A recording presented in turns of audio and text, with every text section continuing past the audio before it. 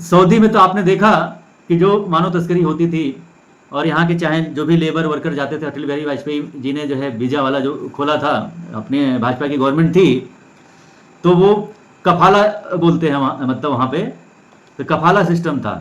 तो वही कफील यानी जो लोग होते थे जाते थे वहाँ पे, उनका पासपोर्ट जमा कर लेते थे लेबरों वर्करों का, और उनसे जो है वही काम करवाते थे, मतलब बुलाते किसी और काम के लिए थे, लेकिन लेबरी या वहाँ पर जंगल में चाहे बकरी चरवाते थे चाहे ऊँट चरवाते थे, ये सब चीज़ें होती थी।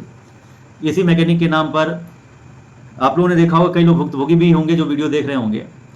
तो ये कफाला सिस्टम था, और यहाँ आने जाने का सब चीज़ें थी, एम्बेसी के माध्यम से पूरा वो था।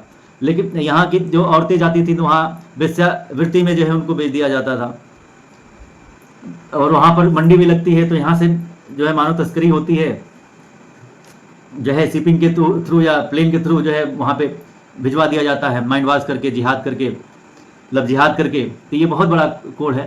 तो ये वहाँ की सरकार, सलमान बिन ने जो है इस पर थोड़ा सा गौर किया है कि कुछ ये किया है कि पासपोर्ट अब नहीं जमा होगा, आप स्वतंत्र हैं, बाकी तो आप जिस काम के लिए आए वो करेंगे।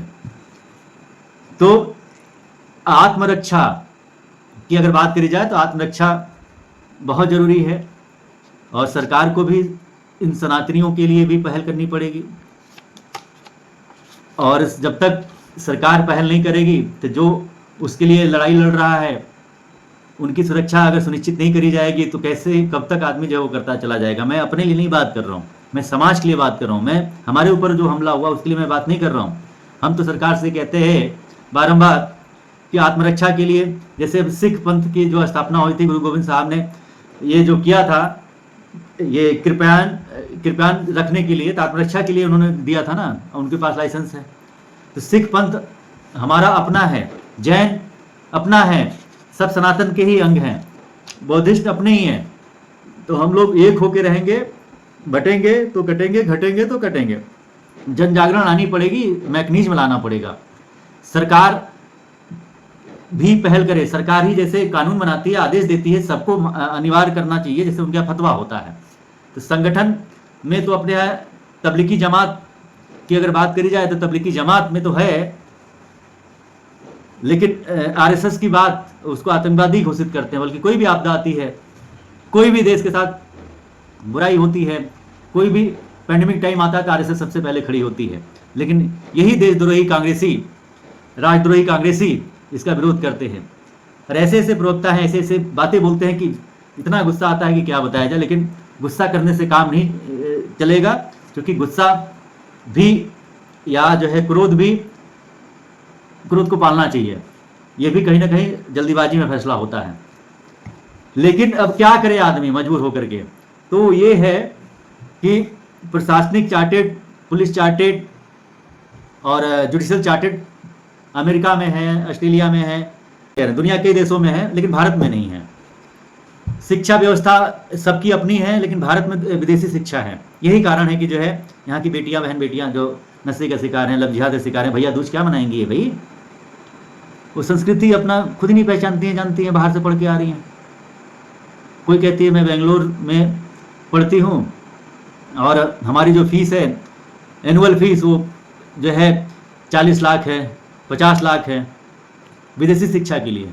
गुरुकुल यहाँ पे फ्री में भी जो पढ़ाने के लिए बुलाया जा रहा है, तो भी लोग पढ़ने। यहाँ के पेरेंट्स ही जिम्मेदार हैं, क्योंकि कई पीढ़ी चेंज हो चुकी है, वो दिमागों में भर चुका है। तो ये स्लो पॉइजन पूरा दिया गया है भारत की बर्बादी के लिए, नस्लों को बर्बाद करने के लिए, बल्कि हो चुकी है। अगर आने वाले समय में अगर हमारी गवर्नमेंट चेतना नहीं लाती है और जो सनातनी हक के लिए लड़ता है उसके लिए प्रोटेक्शन नहीं देती है, सुरक्षा नहीं देती है, तो भारत बन जाएगा इस्लामिक मुल्क। कोई लड़ने वाला तैयार नहीं होगा। जो यहाँ पे आवाज़ उठाता है उसके ऊपर FIR हो जाता है। भाई फ्रीडम ऑफ स्पीच सबको है, लेकिन हम अपनी बात नहीं बोल रहे, हम जनता की आवाज़ उठाते हैं। हम भी समाज सेवी हैं, हम मदद करते हैं भैया, हमारा इतिहास सब लोग जानते हैं। तो यही है कि धर्मांतरण विरोधी कानून, भाई धर्मांतरण हो रहा है तो राष्ट्रीयतांतरण भी तो हो रहा है। तो इसके लिए हमारी गवर्नमेंट केवल एक स्टेट में नहीं, योगी जी ने तो लगा दिया है UPA NSA, लेकिन ये देखा है विधानसभा में नहीं, जो है सदन के पटल पे जो है प्रस्तुत करने योग्य है। सदन से ही, केंद्र से ये कानून बनेगा तब होगा कि जो है ये पूरी प्लांट वे में काम चलता है, जमीनी स्तर से काम चलता है धर्मांतरण, और इसके लिए विदेशी फंडिंग भी आती है हवाला के थ्रू। हवाला कानून हमारा जो है जो बना था वो महाघटिया बना था। जो भ्रष्टाचार जो कानून बना था, ये प्रिविजनल ऑफ करप्शन एक्ट, ये भी महाघटिया है, कांग्रेस के समय में बना था। तो इसको जो है जब तक बदलाव नहीं होगा करप्शन बढ़ता चला जाएगा, धर्मांतरण राष्ट्रीयतांतरण होता चला जाएगा। तो राष्ट्रीयतांतरण, धर्मांतरण हो रहा था, राष्ट्रीयतांतरण भी हो रहा है। हम घट रहे हैं, वो लोग बढ़ रहे हैं। भाई मजहब के आधार पर बंटवारा क्यों हो गया? फिर ऐसे ही यहाँ की नस्लों को खराब करने के लिए ड्रग्स जिहाद, नशा जिहाद सब हो रहा है। तो इसके ड्रग्स तस्करी, नशा मुक्ति के लिए कौशल किशोर जी जो है अपना ट्रस्ट बना करके तमामों की फंडिंग जो है लेते हैं और वो करते हैं जन जागरण के लिए, लेकिन वही नशे के कारण उनका बेटा, उनका परिवार, उनका खानदान नशे में ही सब डूबा हुआ, खराब होता चला जा रहा है। ऐसे ही हमारे जो धार्मिक स्थल, मठ मंदिरें हैं, तो वहाँ पे जो भी चढ़ावा चढ़ता है या हम लोग स्वेच्छा से जो दान करते हैं, उसकी कंट्रोलिंग जो है भारत सरकार के पास है। जो एंडाउरमेंट एक्ट बनाया गया था, या जो है 1951 में जो एक्ट बनाया गया था नेहरू के द्वारा, और वही मदरसा हो गया, चाहे मिशनरी हो गया, यानी कि चर्च हो गया और मस्जिद हो गया, मदरसा हो गया, या अल्पसंख्यक मंत्रालय जो हो गया आपका, अलग से अल्पसंख्यक मंत्रालय बना है, अल्पसंख्यक आयोग बना हुआ है।